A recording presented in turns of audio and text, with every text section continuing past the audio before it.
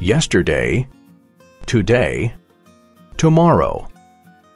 Igår, idag, imorgon.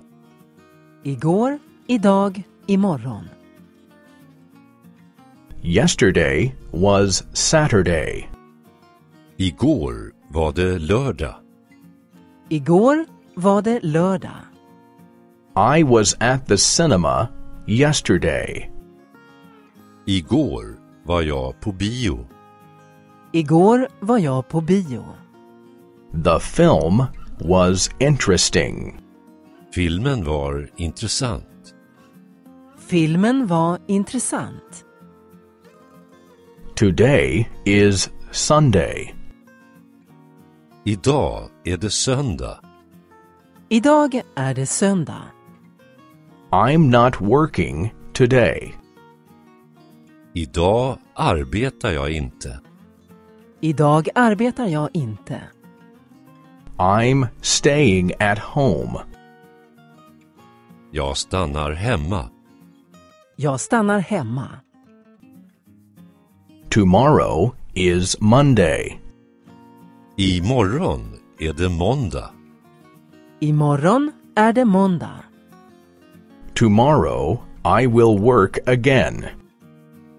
Imorgon fortsätter jag att arbeta. Imorgon fortsätter jag att arbeta. I work at an office. Jag arbetar på kontor. Jag arbetar på kontor. Who is that? Vem är det? Vem är det?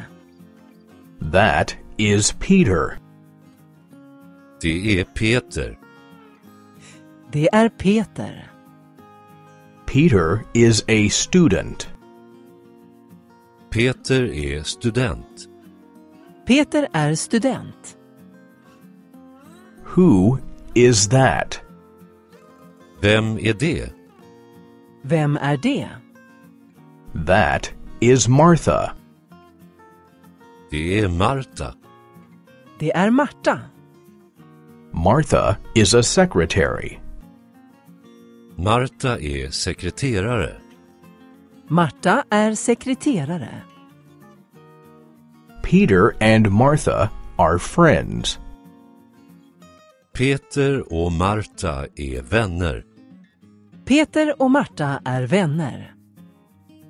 Peter is Martha's friend. Peter är Martas vän. Peter är Martas vän. Martha is Peter's friend. Marta är Peters väninna. Marta är Peters väninna.